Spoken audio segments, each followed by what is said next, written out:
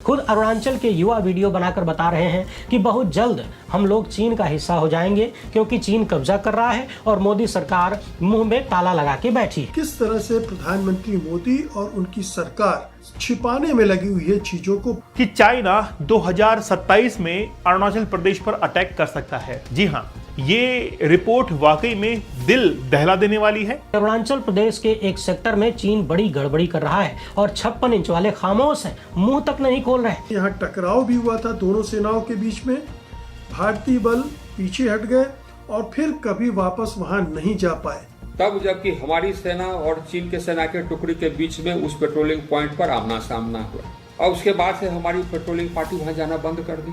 सोचिए, जनता बोल रही है कि चीन घुस रहा है, कब्जा कर रहा है, हमें बचाइए, अपने देश को बचाइए। मोदी सत्ता हाथ में हाथ धर के बैठी है। चाइना ने कहा कि यहाँ पर आने की जरूरत नहीं है, ये चाइना का अधिकार का क्षेत्र है।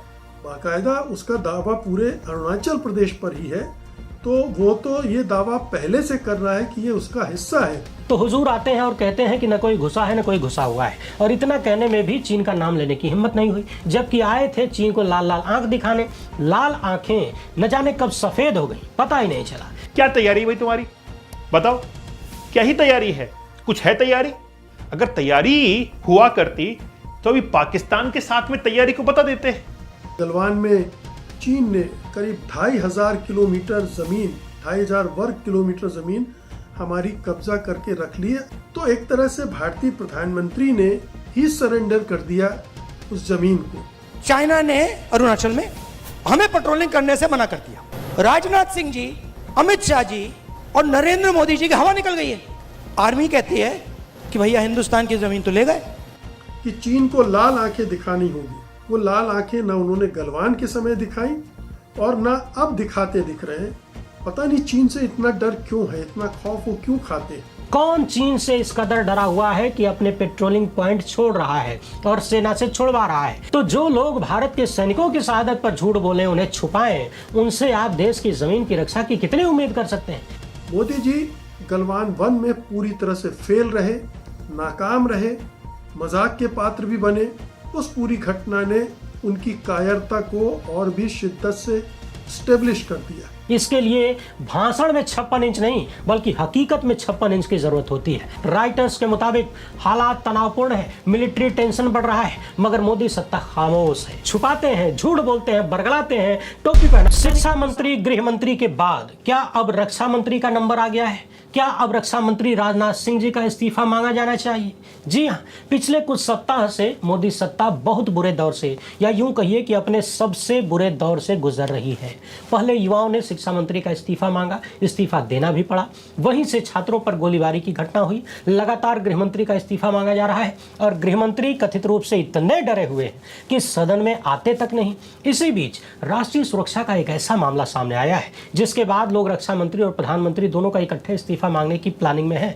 और समझने वाली बात यह है कि राष्ट्रीय सुरक्षा के इस मामले को किसी और ने नहीं बल्कि खुद मोदी सरकार के पूर्व केंद्रीय मंत्री ने, जो कि केंद्रीय गृह सेक्रेटरी भी रह चुके हैं, आर.के. सिंह ने उठाया है। पिछले दिनों इसी मामले पर राहुल गांधी भी बोल रहे थे और मामला है चीन द्वारा भारत की जमीन कब्जा करने का। नया मामला है और ध्यान रहे, इस बार अरुणाचल की बात हो रही है, लद्दाख की नहीं। खुद अरुणाचल के युवा वीडियो बनाकर बता रहे हैं कि बहुत जल्द हम लोग चीन का हिस्सा हो जाएंगे क्योंकि चीन कब्जा कर रहा है और मोदी सरकार मुंह में ताला लगा के बैठी है। मोदी सत्ता के ही पूर्व केंद्रीय मंत्री प्रधानमंत्री मोदी और रक्षा मंत्री से क्या क्या सवाल कर रहे हैं वो भी सुनिए। पिछले दिनों राहुल गांधी ने क्या कुछ कहा वो भी देखिए। अरुणाचल प्रदेश के एक सेक्टर में चीन बड़ी गड़बड़ी कर रहा है और 56 इंच वाले खामोश हैं, मुंह तक नहीं खोल रहे। और समझने वाली बात यह है कि जिस राजनीतिक दल ने ये सारी पोल पट्टी खोली है चीन के घुसपैठ की, अतिक्रमण की, वो एनडीए का साथी दल है। जी हां, चौंकिए मत, बस ध्यान से सुनते जाइए। सबसे पहले इस अरुणाचल के युवा की बात सुनिए। इन्होंने वीडियो बनाकर क्या कुछ कहा है मैं बता रहा हूं।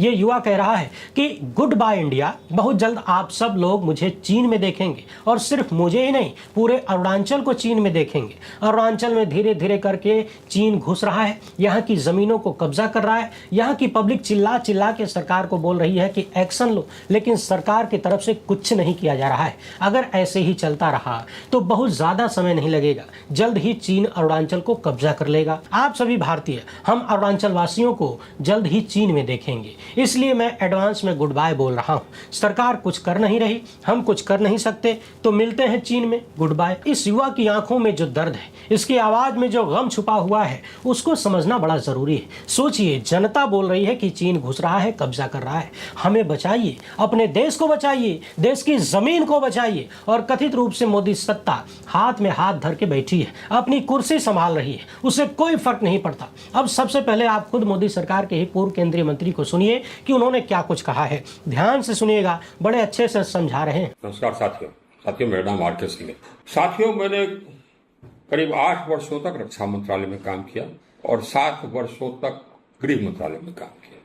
अतः सीमा प्रबंधन संबंधी मामलों में मेरी जानकारी ठीक ठाक है। साथियों, मैंने एक न्यूज पढ़ा, समाचार पढ़ा टाइम्स ऑफ इंडिया में, जिससे चिंता होती है और पूरे देश को चिंता होना चाहिए। उस न्यूज आइटम में लिखा हुआ था कि हमारा एक पेट्रोलिंग पॉइंट है शेरा 5, जहां तक कि हमारे सेना के टुकड़ियां जाकर के पेट्रोलिंग करती थी।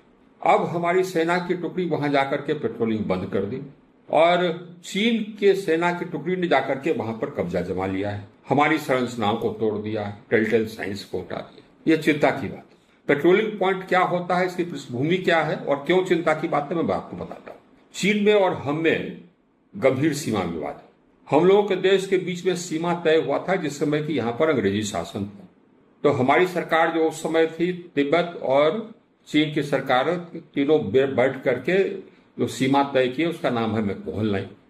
चीन की वर्तमान शासन उसको मानती नहीं है। उसके बाद फिर लड़ाई हुई 1962 में। लड़ाई के बाद जो स्थिति उभरी उसमें वास्तविक नियंत्रण रेखा की बात आई। लड़ाई के बाद अमूमन यही होता है जब तक कि बाउंड्री सीमा पुनः तय नहीं हो जाए।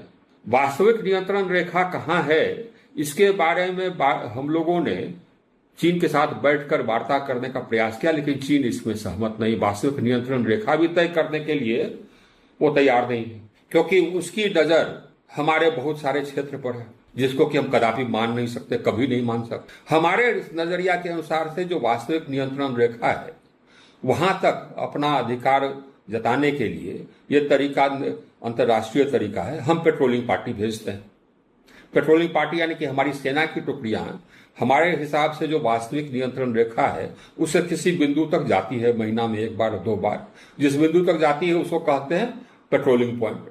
अगर वहां पर हमारी पेट्रोलिंग पार्टी जाना बंद कर दे और चीन वहां आ जाए तो अर्थ यह हुआ कि उस सेक्टर में, उस क्षेत्र पर चीन ने अपना आधिपत्य जमा दिया है, जहां पर पहले मेरा क्लेम था और हमने अपना क्लेम छोड़ दिया है। इस पेट्रोलिंग पॉइंट पर यही हुआ।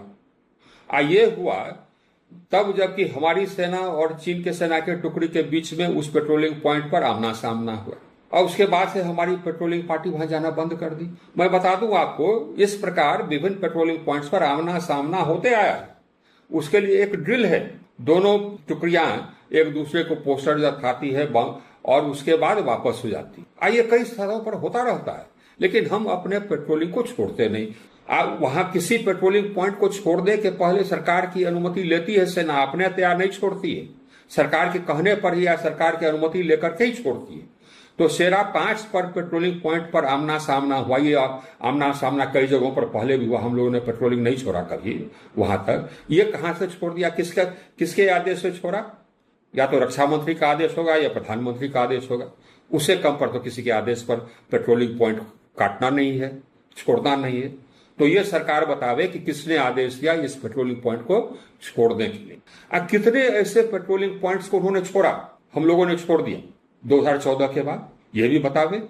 ये बहुत गंभीर विषय है। जहां जहां हम पेट्रोलिंग करना बंद करते हैं, इसका मतलब कि हम वहां तक जो हमारा अधिकार है उसको हम छोड़ दे रहे हैं। चीन आके वहां काबिज हो जा रहा है। सरकार बार बार कहती है कि नहीं साहब, हमारे किसी भी क्षेत्र पर चीन का कब्जा नहीं है। ये क्या है भाई? सुन लिया आपने। अब याद करिए, अग्निवीर मामले पर मैंने कितनी बार कहा कि समझ नहीं आता गुजराती जोड़ी की सत्ता किसके फायदे के लिए और किसके इशारे पर कथित रूप से कमजोर कर रही है हमारी सेना को। ये किसी भी सूरत में तमाम जानकारों के अनुसार भारत के हित में नहीं था, लेकिन जबरदस्ती सेना और देश के युवाओं पर अग्निवीर योजना को, अग्निपथ योजना को थोप दिया गया। याद करिए, पूर्व में हमारे प्रधानमंत्री जब चीन ने 20 जवानों को शहीद कर दिया तो हुजूर आते हैं और कहते हैं कि न कोई घुसा है न कोई घुसा हुआ है, और इतना कहने में भी चीन का नाम लेने की हिम्मत नहीं हुई, जबकि आए थे चीन को लाल लाल आंख दिखाने। लाल आंखें न जाने कब सफेद हो गई, पता ही नहीं चला। इस मामले पर राहुल गांधी को सुनिए। हमारी पेट्रोलिंग एरिया में चाइना ने अरुणाचल में हमें पेट्रोलिंग करने से मना कर दिया कि भैया हाँ ठीक है, वो सब बात ठीक है, ये आपकी जमीन है, मगर आप यहां पेट्रोलिंग नहीं कर सकते। राजनाथ सिंह जी, अमित शाह जी और नरेंद्र मोदी जी की हवा निकल गई है। वो क्या कर रहे हैं? ऑपरेशन अभी चल रहा है, सारे मीडिया के एडिटर्स को कॉल कर रहे हैं कि भैया ये बात आप अपने अखबारों में मत डालो, छुपाओ।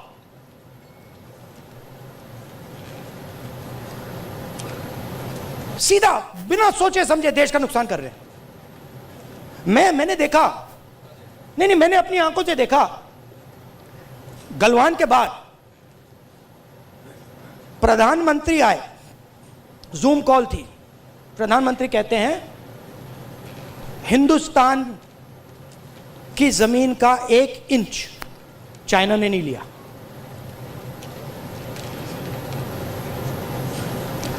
उसके बाद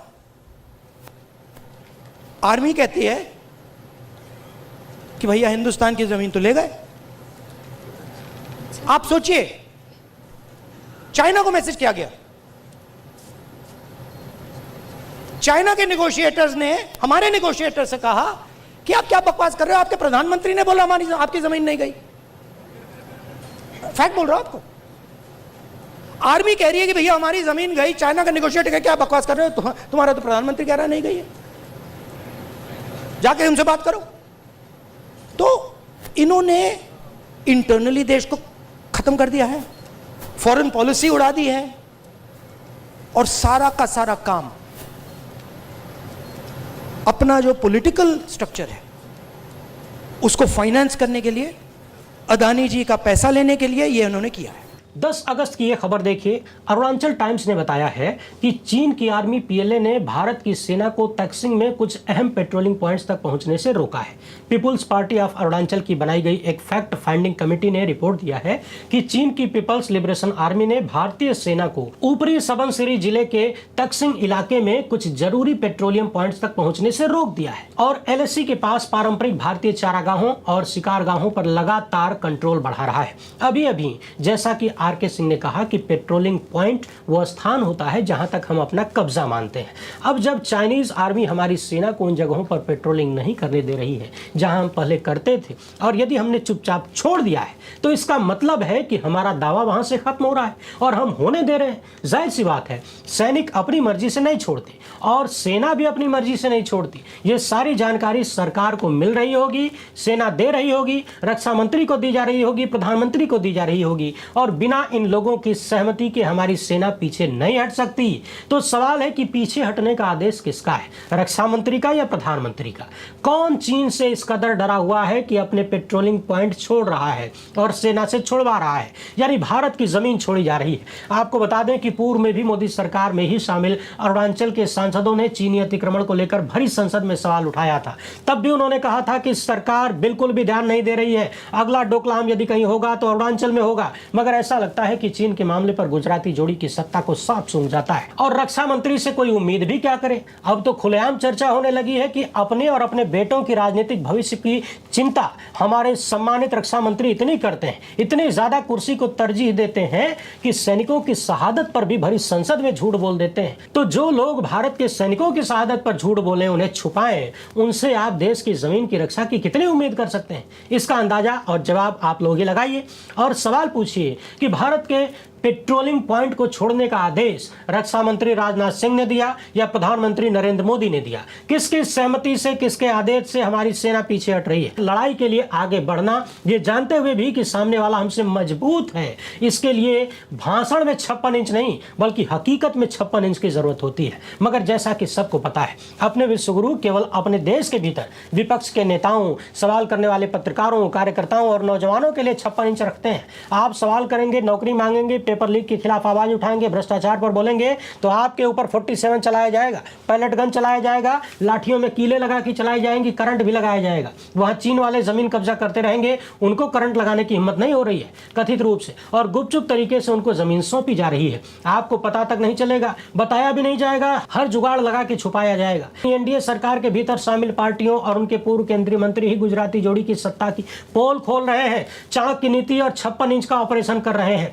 राइटर्स के मुताबिक हालात तनावपूर्ण है, मिलिट्री टेंशन बढ़ रहा है, मगर मोदी सत्ता खामोश है। सवाल है कि क्या उन्हें कोई फर्क नहीं पड़ता? उनकी कोई जवाबदेही नहीं, कोई जिम्मेदारी नहीं? आप अपने आप से पूछिए कि इस सरकार के दौरान लगातार आतंकवादियों ने हमारे लोगों को निशाना बनाया। कभी सीआरपीएफ के काफिले पर हमला हो जाता है, कई दर्जन जवानों की शहादत होती है, पहलगाम में आम लोगों को मारा जाता है, और जब ऑपरेशन सिंदूर होता है तो अमेरिका के राष्ट्रपति ऐलान करते हैं कि सीज फायर हो गया। रे भाई, हमारी सरकार कहती है कि ऑपरेशन चलता रहेगा, ऑपरेशन चालू है। न जाने किस अस्पताल के किस ऑपरेशन थिएटर में चालू है, नहीं पता, गुजराती जोड़ी ही बता सकती है। सवाल है कि भारत कब किस देश से लड़ेगा, कब सीज फायर करेगा, जब इसका फैसला अमेरिका कर रहा है। हमारे रक्षा मंत्री को पता तक नहीं होता। अगर मालूम होता तो पहले यहां से अनाउंस होना चाहिए था, लेकिन अमेरिका ने किया। ऑपरेशन के दौरान कितने सैनिकों की शहादत हुई, इसकी जानकारी भी हमारे रक्षा मंत्री को नहीं है। अभी चीन हमारी सेना को पेट्रोलिंग पॉइंट पर जाने से रोक रहा है, शायद इसकी भी जानकारी रक्षा मंत्री को नहीं होगी। यदि होती तो देश के सामने रखते, नहीं रख रहे हैं, इसका मतलब है कि जानकारी ही नहीं है।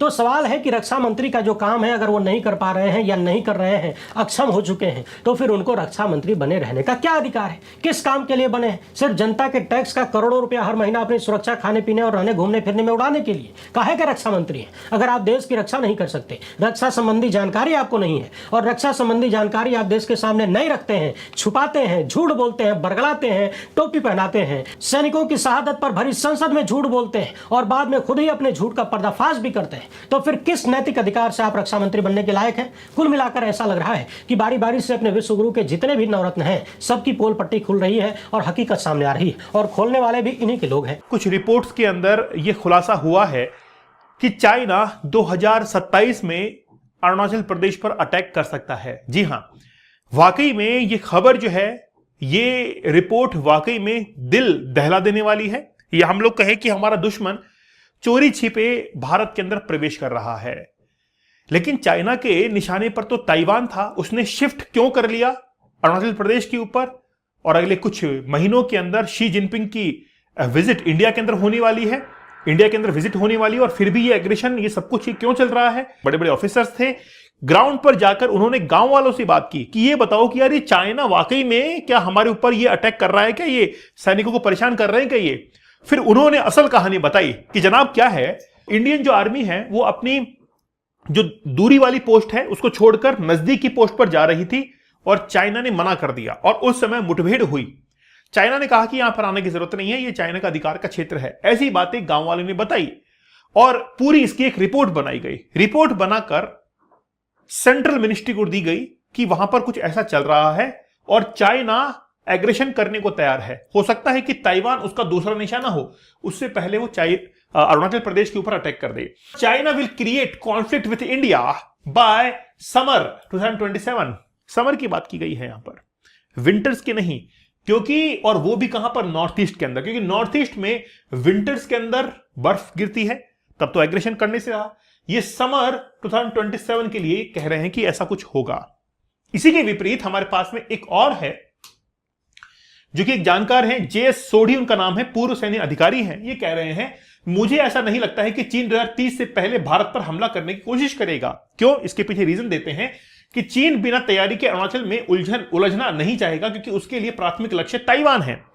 वो कह रहे हैं कि ताइवान नहीं है, नॉर्थ ईस्ट है, ये कह रहे हैं कि ताइवान है, नॉर्थ ईस्ट नहीं है। इसके अलावा भारत पर हमला करने की उसकी तैयारी अभी चल रही है। मतलब ये मानते तो हैं कि ये भारत के ऊपर तैयारी, मतलब भारत के ऊपर अटैक हो तो सकता है, तैयारी तो चल तो रही है, जैसे कि अरुणाचल प्रदेश की सीमा के पास डैम जो है 2030 तक पूरा होगा। चाहे डैम की बात करें या वहां पर रोड इंफ्रास्ट्रक्चर की बात करें, ठीक है, तो जितना भी इंफ्रास्ट्रक्चर है वो 2030 तक जाते जाते कंप्लीट होगा और उसके बाद में ही चाइना जो है वो अटैक कर सकता है। चलो मान लिया यार, मान लिया कि 2027 में अटैक नहीं करेगा, मान लिया 2030 में अटैक नहीं करेगा, 30 की बात तो करेगा, 30 की बात तो करेगा। भाई दोनों की बातों को हम लोग एक ही मंच पर लाकर रख दें, मेंटेलिटी को, वो कह रहे हैं कि 2027 में अटैक करेगा, ये कह रहे हैं कि 2030 से पहले नहीं करेगा। चलो दोनों को ही खारिज करते हैं, 2030 की बात तो कर सकता है, ये तो पॉसिबिलिटी है। क्या तैयारी है भाई तुम्हारी, बताओ, क्या ही तैयारी है? कुछ है तैयारी? अगर तैयारी हुआ करती तो अभी पाकिस्तान के साथ में तैयारी को बता देते कि क्या तैयारियां हैं। अब बातों से काम नहीं होगा और हम लोग यूं ही चाइना पाकिस्तान करते रहेंगे ना, और जिस तरीके से पॉलिटिकल इंबैलेंस चलता रहेगा, मैं आगे आने वाली नस्लों के बारे में बता देना चाहता हूं, जिस तरीके से राष्ट्रवाद को आघात लगेगा वो एक सोचनीय विषय भारत के लिए बन जाएगा। दोस्तों, एक बार फिर से भारत और चीन के बीच सीमा विवाद गहराता जा रहा है और एक बार फिर से ऐसा लग रहा है कि गलवान 2 होने जा रहा है। पहले गलवान हुआ था लद्दाख क्षेत्र में और अब ये अरुणाचल क्षेत्र में होता हुआ दिख रहा है। और एक बार फिर से हमें यह भी दिख रहा है कि किस तरह से प्रधानमंत्री मोदी और उनकी सरकार छिपाने में लगी हुई है चीज़ों को, बजाय इसके कि खुलकर बात करे, वो उन्हें छिपाने, पर्दे के पीछे रखने का काम कर रही है। और जिस तरह से गलवान के समय उसने असलियत से मुंह मोड़ लिया था या प्रधानमंत्री ने खुद देश से झूठ बोला था, कमोबेश वही स्थितियां फिर से दोहराती हुई नजर आ रही हैं। हमारी सरकार का रवैया क्या है? वो चीन के साथ सीमा विवाद को किस तरह से डील कर रही है, किस तरह से चीनी घुसपैठ के सामने खड़े हो जाने के बजाय नतमस्तक हो रही है। पीएलए भारतीय बलों को कई महत्वपूर्ण गश्ती बिंदुओं पर जाने ही नहीं दे रहा है। यानी जिन पॉइंट्स पर पहले इंडियन फोर्सेस पेट्रोलिंग करती थी, वहाँ पीएलए यानी People's Liberation Army of China उसे जाने की इजाज़त नहीं दे रही, जाने ही नहीं दे रही है। ये इस जो फैक्ट फाइंडिंग टीम थी उसका कहना था। और सबसे गंभीर मामला शेरा 5 पॉइंट का है।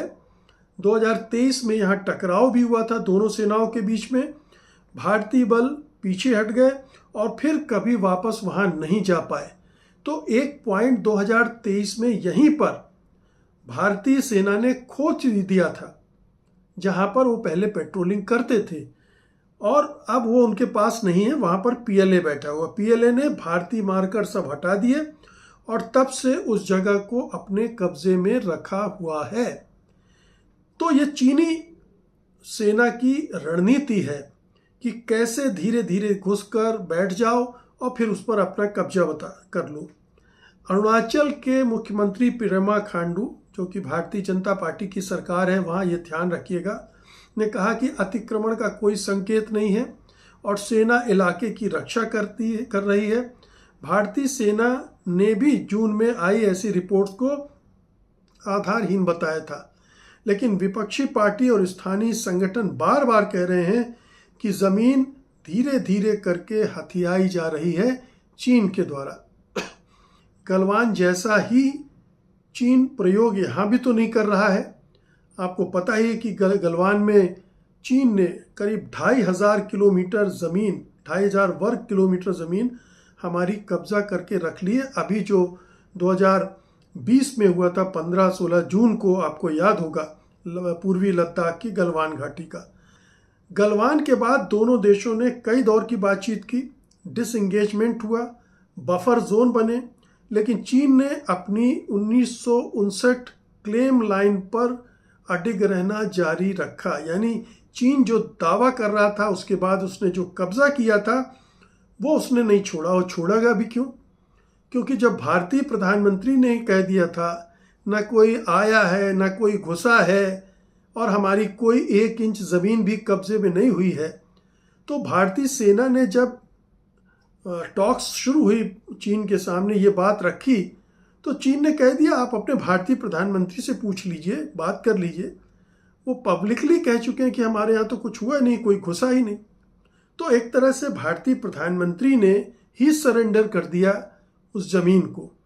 तो ये उस पर अब परमानेंटली एक तरह से चीन ने उसको अपने कब्जे में ले लिया है।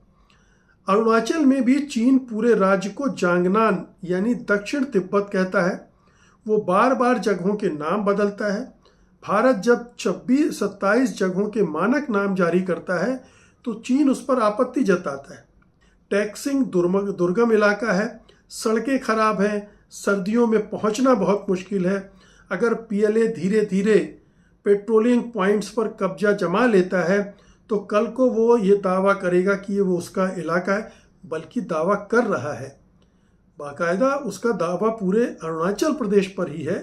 तो वो तो ये दावा पहले से कर रहा है कि ये उसका हिस्सा है और धीरे धीरे अपने उस दावे को कब्जे के जरिए मजबूत करता जा रहा है।